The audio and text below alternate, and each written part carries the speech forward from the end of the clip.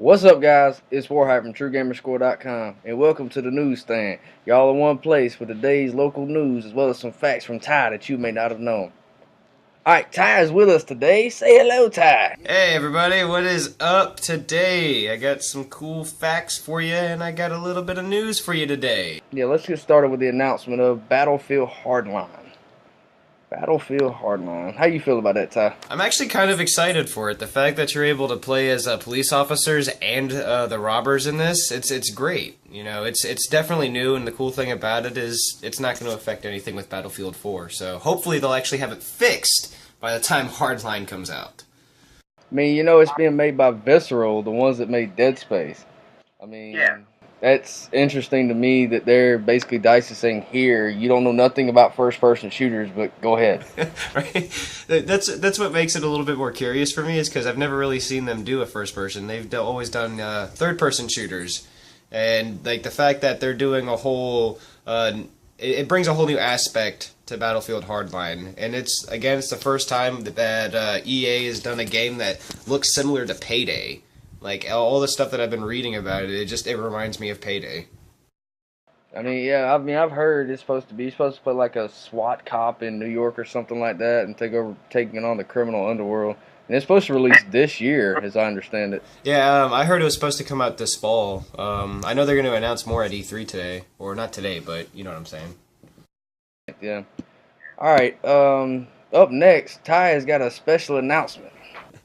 My special announcement, which I'm actually kind of excited for because of the fact I used to work with children, Reading Rainbow is actually might be coming to console. LeVar Burton is putting out a Kickstarter to raise money to give out 1,500 games.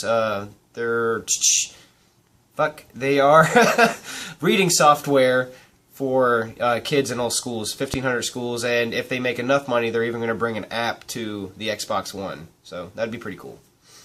That's a good thing for kids, I imagine. Yeah, it's, you know, get them more into the whole video game world, but like learning at the same time. So. Well, I guess that's definitely interesting. Is that coming this year or next year? Or there hasn't been a full announcement on it yet. Just the fact that LeVar Burton is trying to put this out. There's no set deadline yet because they're still just trying to make the money for the 1,500 free softwares to every school kind of thing. So, how much is the Kickstarter going for? What are they looking for? Right now they've already hit 1 million, and the cool thing is they're actually going farther than 1 million. I don't know where they're set at right now, but I know they hit their deadline, which they were proposing 1 million, and they're like exceeded that already. So. Hopefully they'll get enough. I think they have to get like 5 million to do the mobile apps and the console. So. Alright, and since we're going to keep it short today, there's not a lot of news this week, but we're just going to pretty much lead into E3, and we're going to start with the press conferences, and the first one being Microsoft. The big thing going around is Halo Guardians will be shown at E3. What do you think about that? I'm excited. That was really the whole reason why I got the Xbox One in the first place, was Halo 5. I love Halo. It's a great franchise, and I'm curious as to who this mysterious character is that's shown in the reflection of Master Chief. So, saying you may not even play as Master Chief. It'll be like a comparison. Remember Devil May Cry 4? You only played as Dante for like the second half of the game. You may not play as Master Chief for a lot. It poses a lot of questions. Especially with Cortana confirmed to not be returning. Yeah, which is weird because I was actually kind of hoping that Cortana would make a return in this one because they just killed her off in the last game, and she didn't even necessarily die. She just went to like a whole new like dimension or some weird area where she's just there now. Other things come out of Microsoft that's rumored. I know they're talking about Gears of War, and nobody wants to see that at all. I know Fable Legends, which I understand it's actually online. It's a 4-person online game. And I know that the only thing that's going around right now is, will Metal Gear be shown again this year? Because remember, Phantom Pain was only at Xbox last year. So, and then you got EA, that's right after following Microsoft. What are you looking forward to from Electronic Arts? Sims 4. It looks pretty cool. their whole new Sims. How I saw the trailer for how they're setting everything up, and now it's not the whole scaling everything. It's actually drag and drop and touch, and like it's more interactive, and it looks like you can do a lot more with creating, and hopefully there's not as many bugs in this one. So we've already touched on Battlefield. But there's games like Battlefront, Star Wars Battlefront, and also Mass Effect and Dragon Age. I mean, what are you looking forward to from BioWare and DICE? Honestly, I'm not really looking forward to too much. I'm excited for Hardline. I'm really excited for this new Dragon Age game. It looks really good from what I've seen with the gameplay stuff. I'm just hoping it doesn't fail like Dragon Age 2 did, because I remember seeing the trailer for that and was excited for it, and then just extremely let down when I played it. So, I also heard that they're supposed to be in the process of making another BioShock 2, so maybe we might see some. It'll be interesting, but I know that EA's got to basically knock it out of the park, because we can only hear about Madden and FIFA and NHL for so long. And honestly, Battlefield 4 fell straight on its face. It was bad. They rushed it. They rushed that game way too much. By the time the game actually released, they had so many servers that they're still in the process of fixing, and they're already trying to put out another game. So I don't know. It's kind of stupid on their part. Order of press conferences, that means next would be Ubisoft.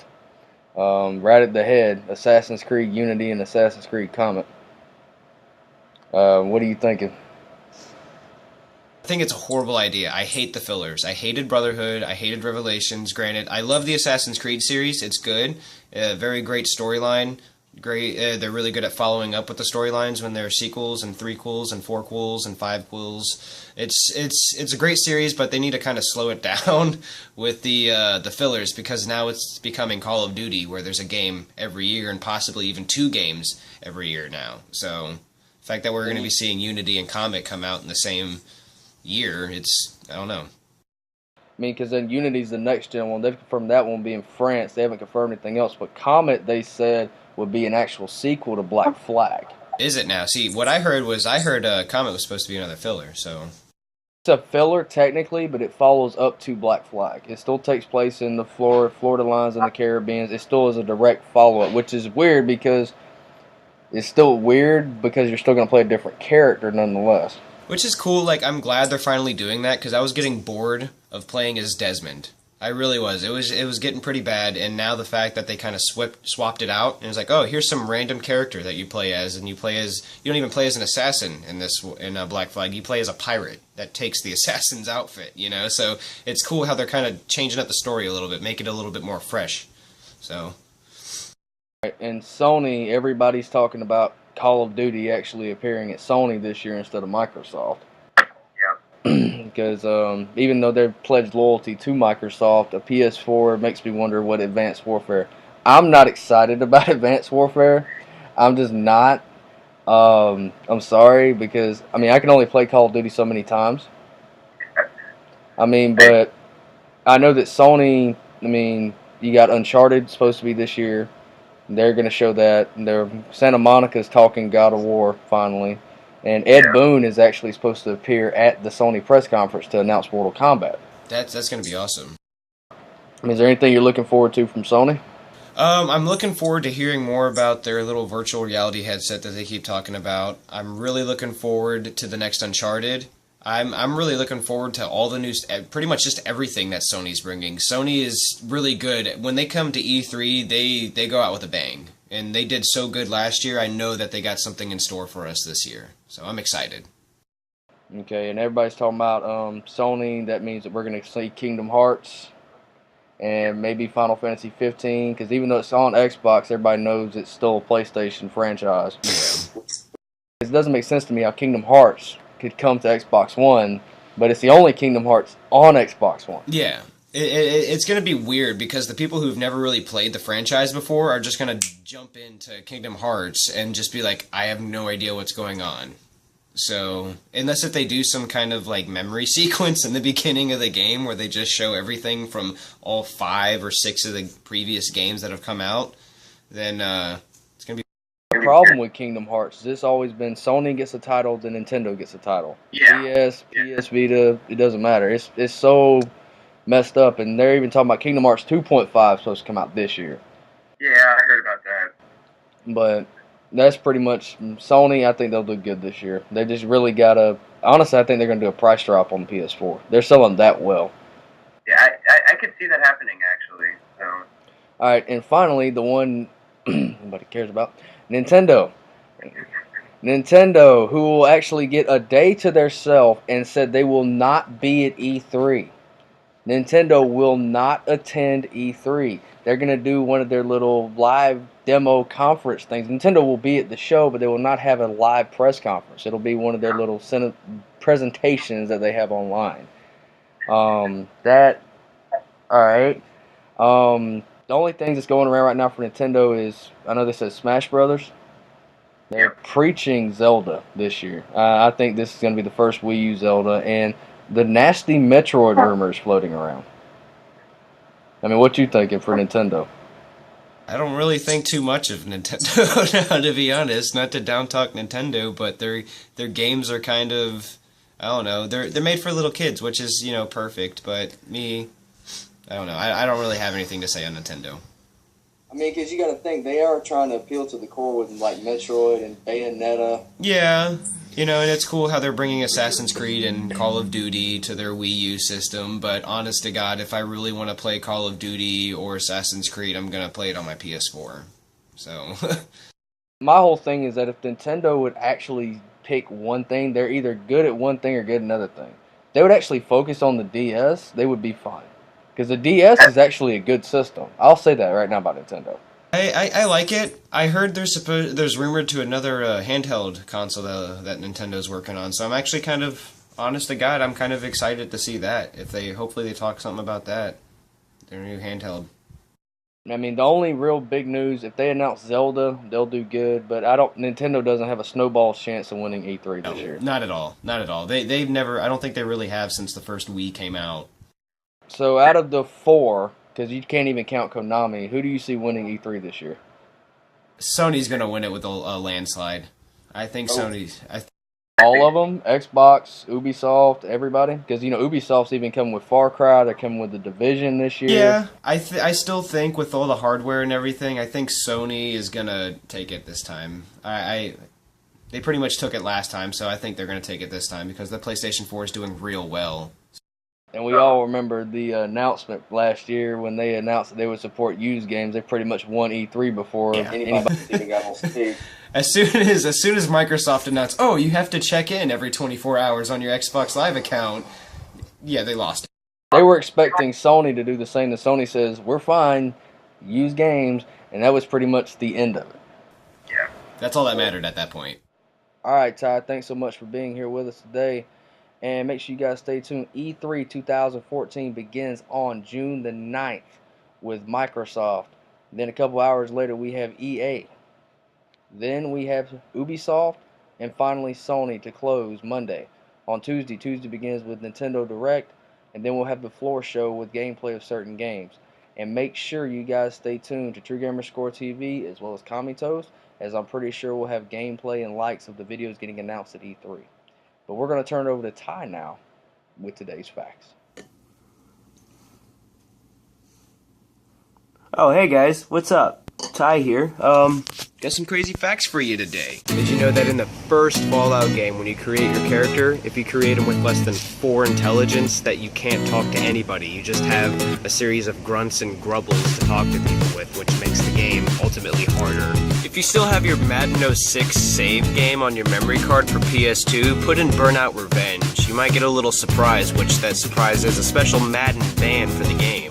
Did you know that the TI-83 calculator has more graphics processing power than the Commodore 64? Which, awesomely enough, you can put Commodore 64 games on your TI-83 calculator. It was a great day when the Atari announced their first Atari Jaguar console, the first console to ever have 64 bits on it. But the thing is, they kind of lied. It wasn't a true 64-bit. It was just two 32 bits stuck together. Star Fox Adventures was actually going to be Dinosaur Planet, which starred a blue fox named Crystal And, you know, he ultimately became part of the Star Fox crew, but this was a game made by Rare. Did you know in Resident Evil 2, there's a locked room holding a dead nemesis, meaning that Resident Evil 2 actually took place after Resident Evil 3, and also meaning that they made more than one nemesis to destroy the city of Raccoon City. So it's always scary when a villain in a horror game comes after you with something sinister like this, am I right? Well, guess what? In Resident Evil 4, the chainsaw guy, there's two different ways on how he killed you in the Resident Evil series, depending on which version you played. If you played the US version, you got simply your head cut off and that was it. Well, in the Japanese version, you got half of your face sliced off with the chainsaw, to the point where it only showed half of Leon's skull and a little bit of his eyeball. Thanks for watching, guys. Hope you enjoyed it. Now, don't forget to subscribe to me and Warheit.